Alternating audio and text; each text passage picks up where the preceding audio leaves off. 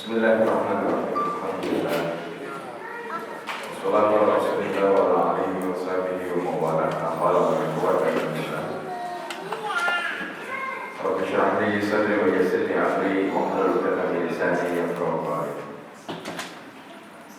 Allahumma inni a'udzu bika an azilla aw uzalla bima ulama sayyidil alamin. Ikhwani wa akhwati fillah, a'udzu pada malam hari ini kita akan melanjutkan pembahasan terkait dengan dalam Islam, yaitu al-qiyah dan al-fikriyah. Jadi kalau kita kembali kepada pembahasan qiyah dan fikriyah, yang pertama pembahasan tarikul iman, kemudian qadar dan qadar yang sudah kita bahas sebelumnya. Ini merupakan kaidah bagi berpikir kita atau kaidah fikri yang bagi umat Islam. Jadi kita perlu pahami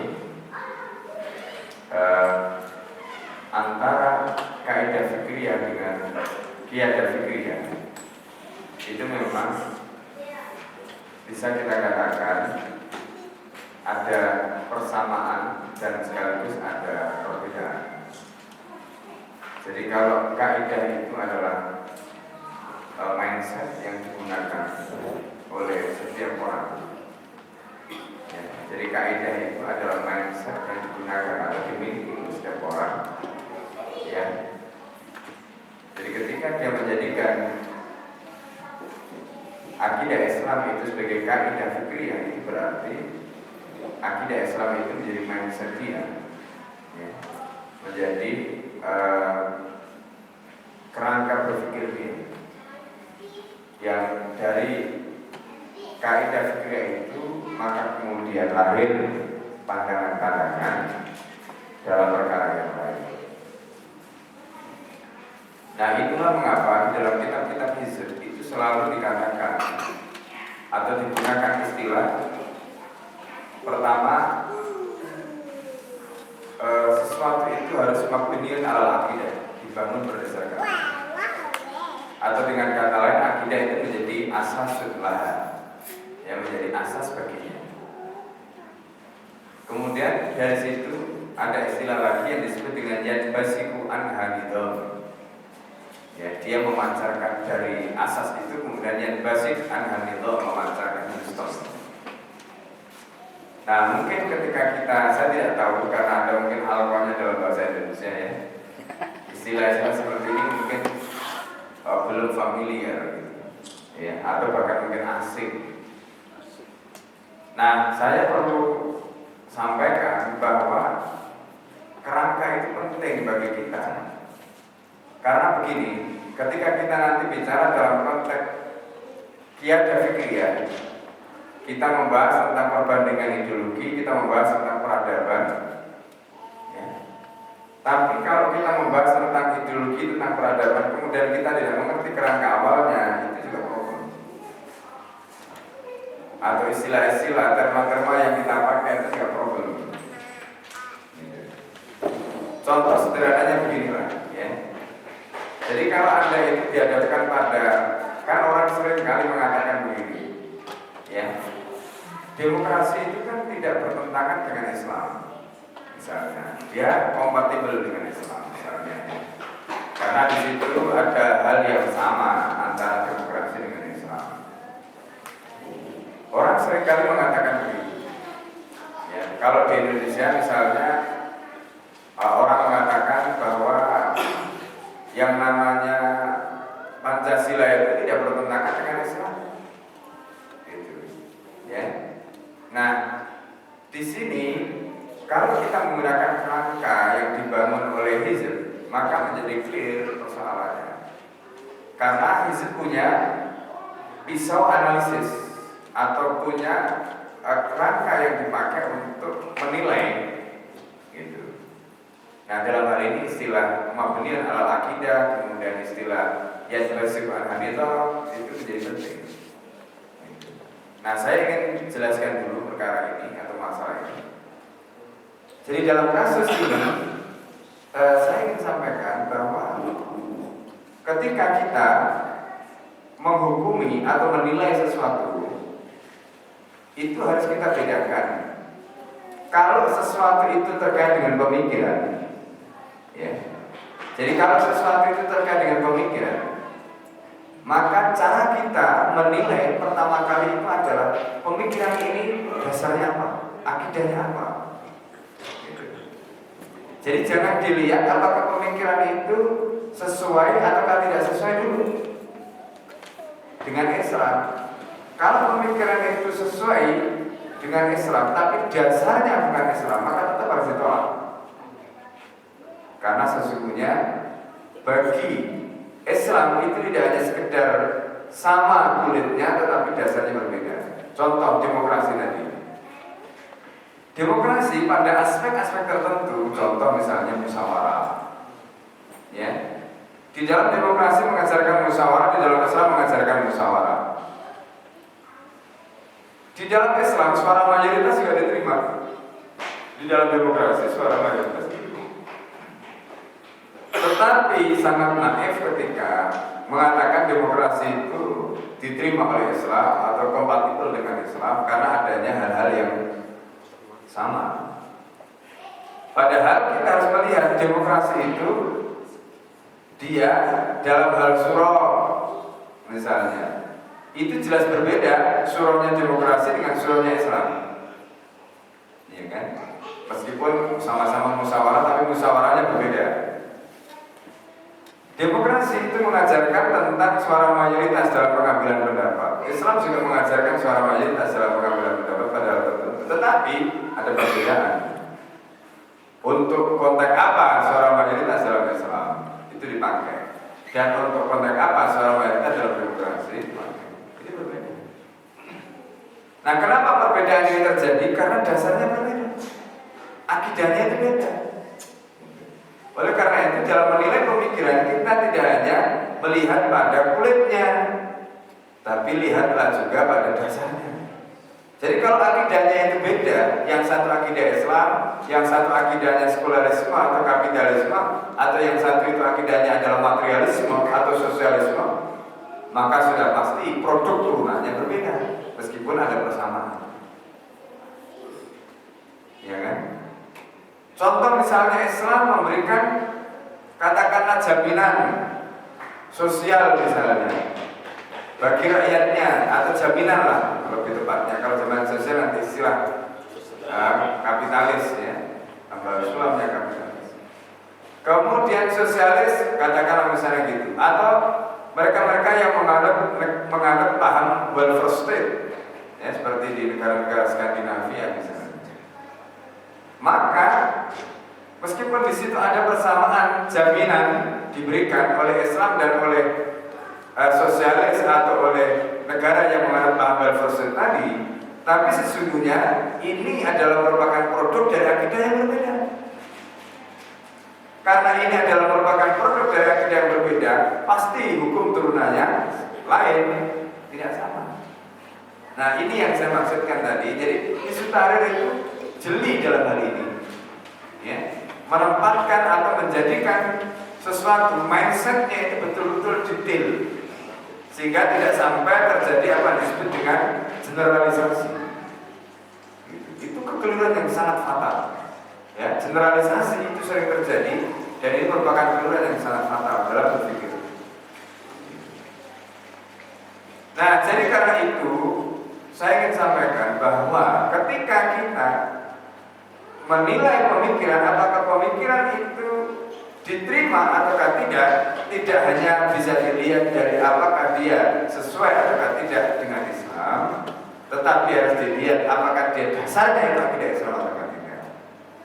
Konsep keadilan sosial barangkali dalam titik-titik tertentu ada persamaan, tetapi karena keadilan sosial ini atau social justice itu lahir bukan dari akidah Islam, tetapi dari akidah kapitalis, maka jelas produk turunan yang berupa keadilan sosial atau social justice ini jelas berbeda dengan Islam karena akidahnya berbeda. Nah, itu pentingnya ya, kita cara memahami persoalan atau pemikiran tadi dengan pola atau kerangka yang dibangun. Nah kemudian kita juga harus memahami, jadi ada kalanya sesuatu yang basiru an-nidam, ya. Jadi sesuatu itu memancarkan nidam dari situ, menjadi sumber dari nidam tadi.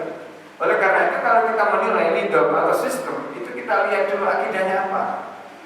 Kalau sistem itu lahir bukan dari akidah Islam, sudah pasti berbeda dengan sistem yang lahir dari akidah Islam. Meskipun dalam tataran tertentu mungkin ada persamaan.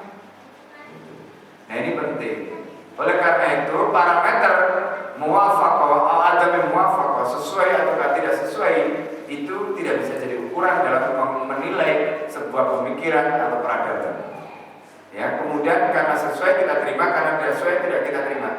Tidak begitu sederhana. Nah ini nanti berbeda dengan Madaniyah. Dalam konteks Madaniyah, tolak ukurnya itu adalah apakah ini bertentangan dengan Islam atau tidak. Karena Madaniyah itu dia tidak lahir dari akidah tertentu. Ya kan? Mobil itu, ya.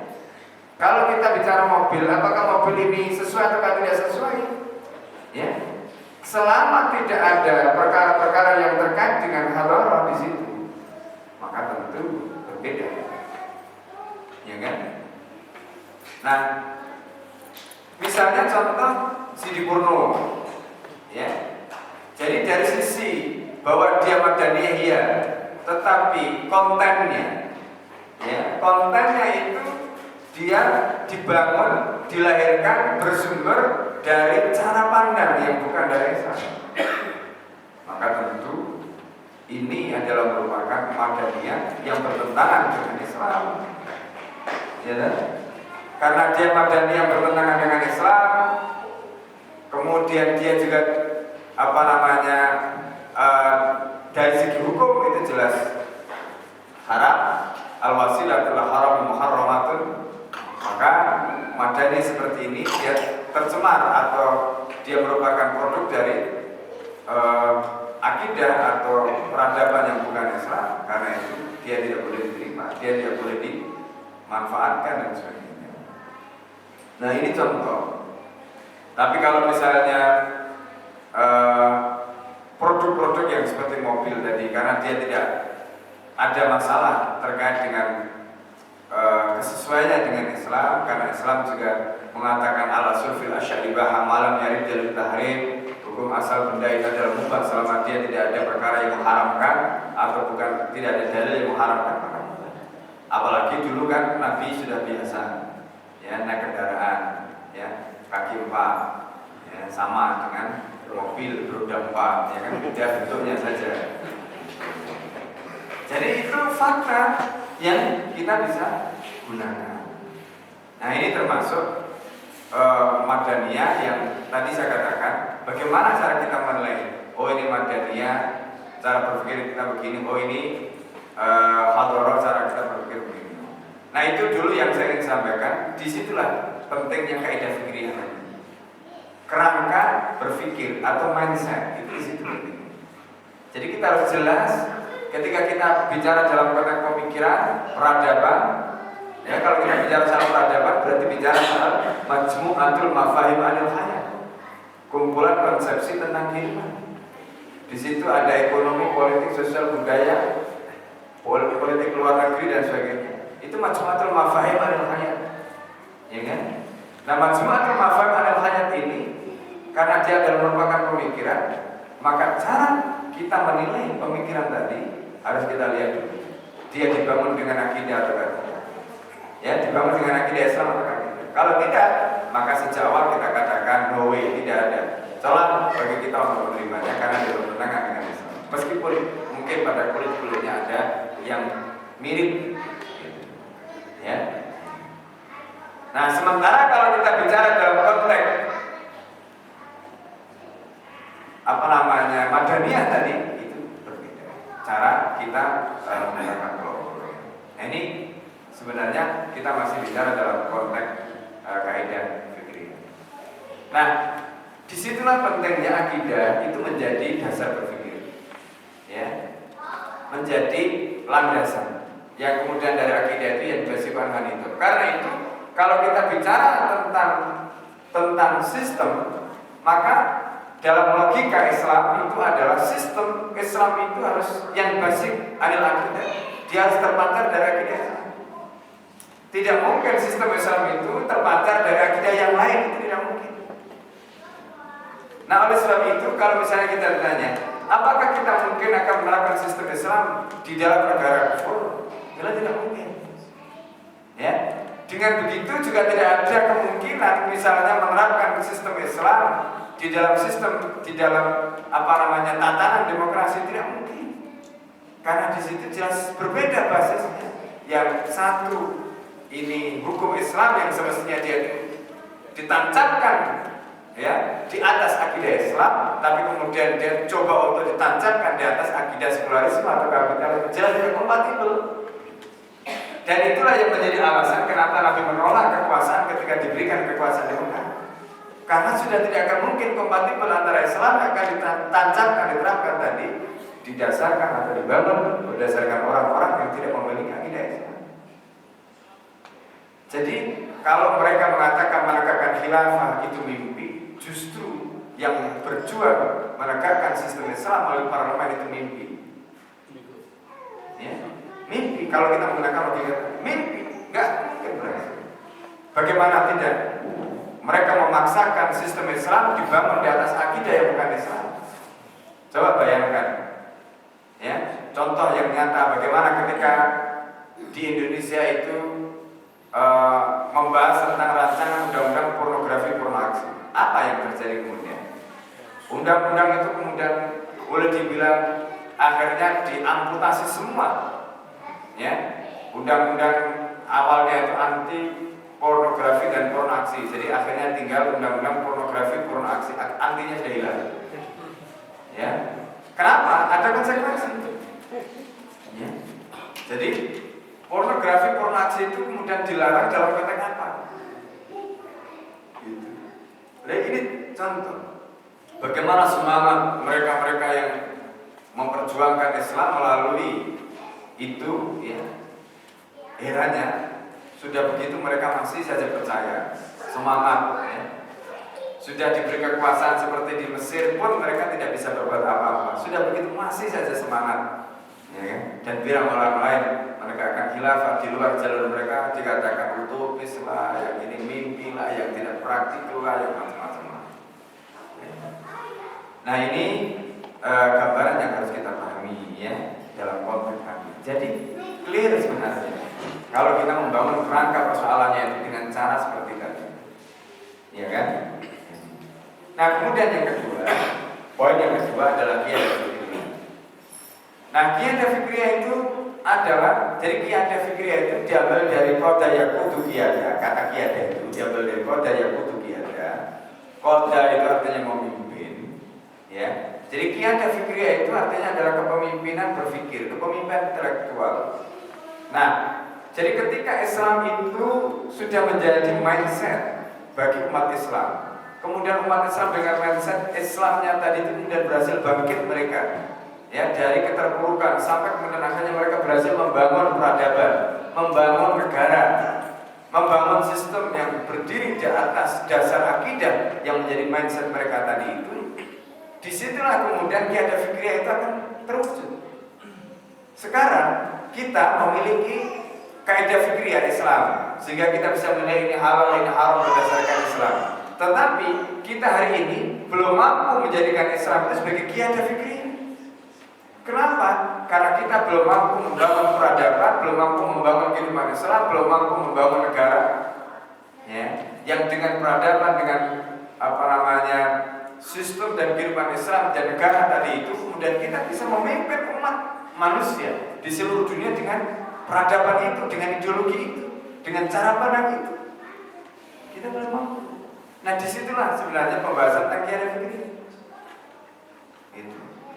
Jadi karena itu qiyadah fikriyah itu adalah merupakan kepemimpinan berpikir yang tidak hanya dimiliki oleh individu, tetapi dia sudah diemban oleh negara, diterapkan oleh negara, diemban oleh negara ke seluruh dunia, dan kemudian dunia mengikuti dia. Dia menjadi opinion leader.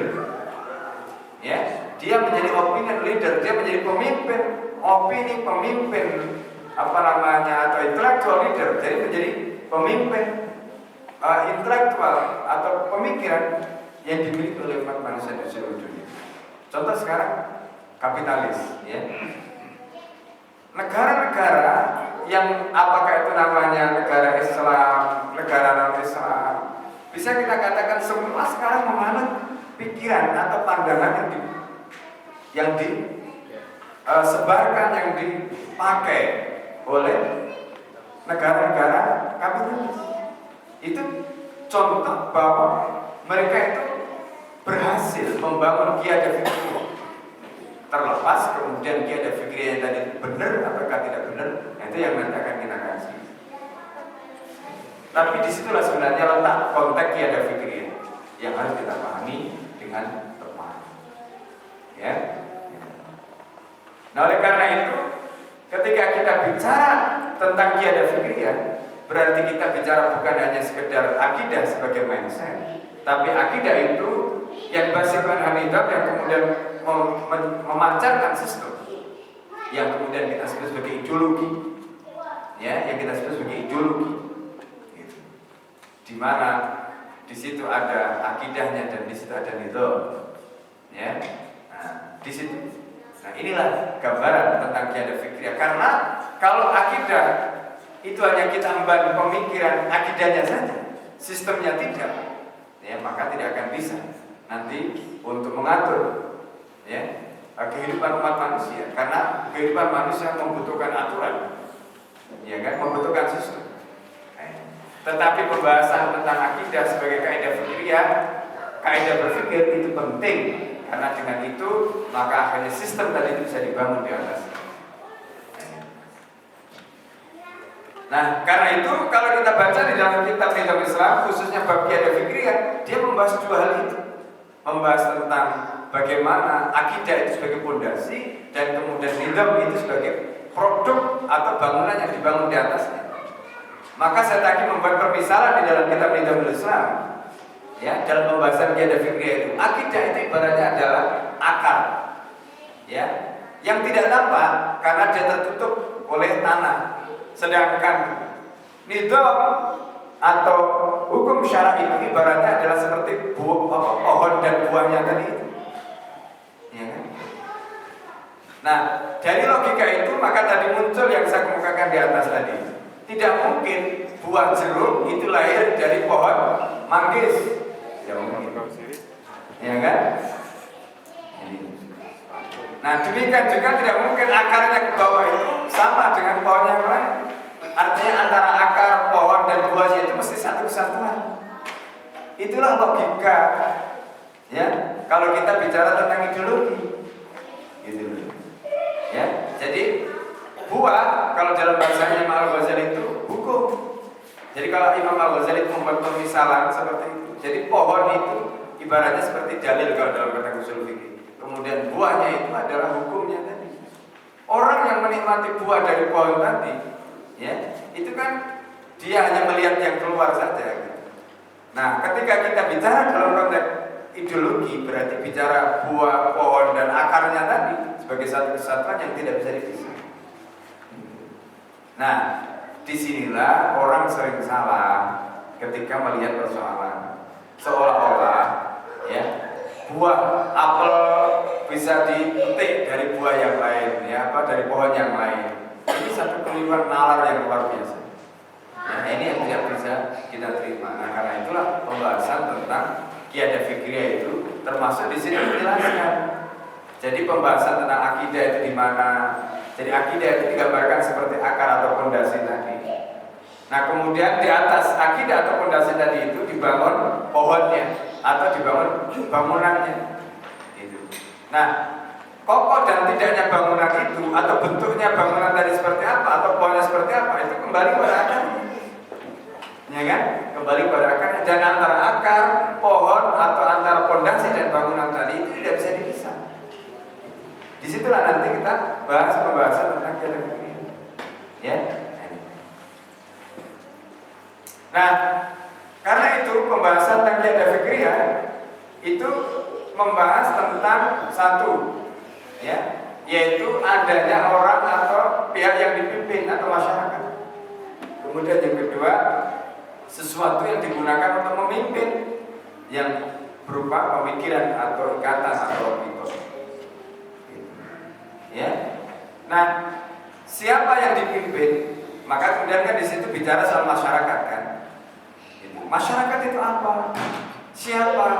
Dibahas di situ. Jadi masyarakat itu adalah majmu'atun minan nas. Ya. Jadi kumpulan manusia yang butuh.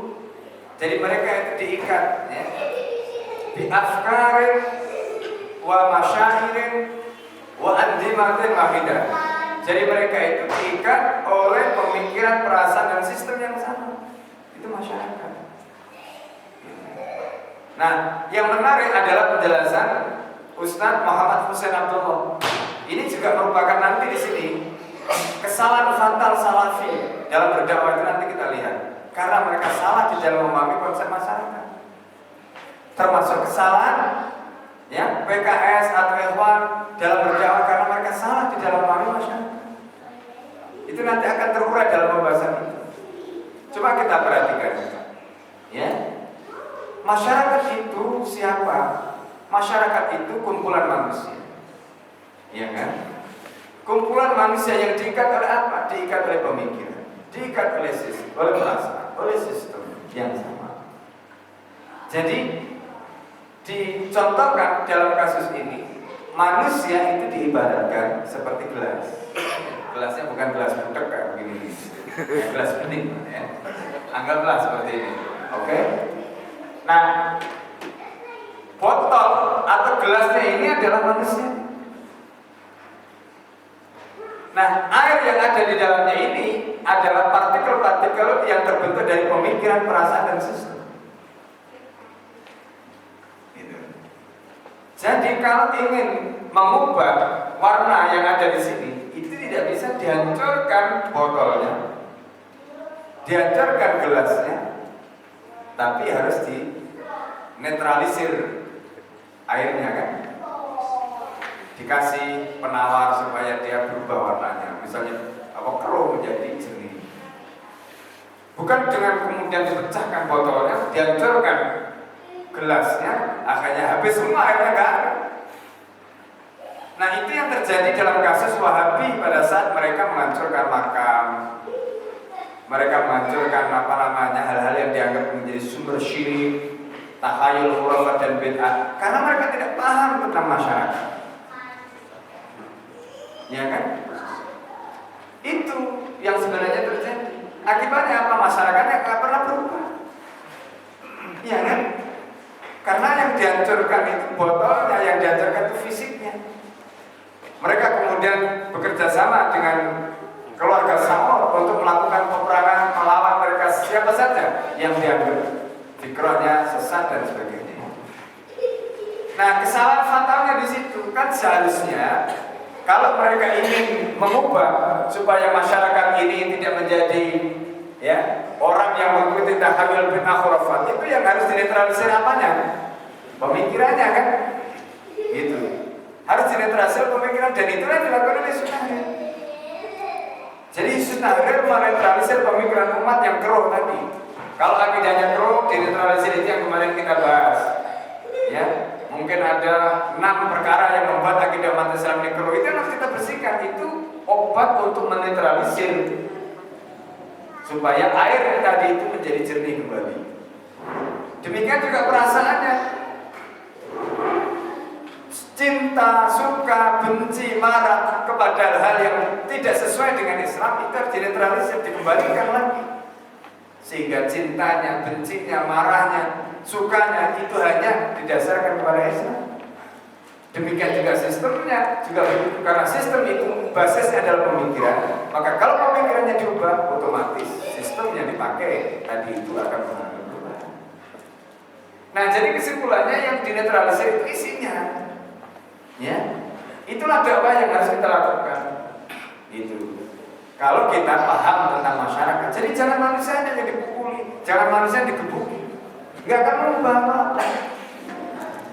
Contoh real itu adalah perang melawan teror. Orang-orang kafir mereka melakukan perang melawan teror. Orang-orang Islam yang mereka katakan sebagai kelompok teroris, akhirnya mereka sikat, mereka tembak, mereka bunuh. Ternyata itu tidak mampu untuk melakukan perubahan. Akhirnya mereka sadar untuk mengubah itu. Ya, kelihatannya mereka membaca konsepnya Yesus Tahrir. Akhirnya kemudian mereka melakukan gerakan yang disebut dengan deradikalisasi. Deradikalisasi itu sebenarnya adalah tadi melakukan penetralisasian pikirannya, perasaannya, ya tentu dengan mindset mereka. Nah, ini konteks masyarakat. Satu, itu dari segi substansi masyarakat. Jadi dan bagaimana cara mengubah masyarakat, ya kan? Konsep Islam. Nah, di dalam kitab Juhul Mustama, ketika Hizb membahas tentang bagaimana cara kita akan masuk di masyarakat, kita pahamkan fakta masyarakat seperti itu. Jadi kita juga jangan salah di dalam mengubah masyarakat, mana yang harus diubah dan mana yang tidak, ya, mana yang harus disentuh dan mana yang tidak. Kita boleh saja, katakanlah misalnya dari segi pemikiran, perasaan dan sebagainya tadi itu, berdiskusi, berdebat dengan orang lain, katakanlah begitu. Karena memang itulah yang harus kita lakukan, meskipun secara pribadi, secara fisik bisa jadi kita tetap, katakanlah, bisa berjabat tangan atau mungkin bisa say hello, ya. Tapi dalam pemikiran kita bisa melakukan siro, kita bisa melakukan al-hadm wal bina, kita hancurkan dan kita bangun yang baru. Nah, oleh karena itu, karena konsep masyarakatnya seperti itu, maka Hizb Tahrir juga punya konsep dakwah. Bagaimana dakwahnya? Netralisasi pemikiran tadi itu dilakukan dengan apa yang disebut dengan al-hadm.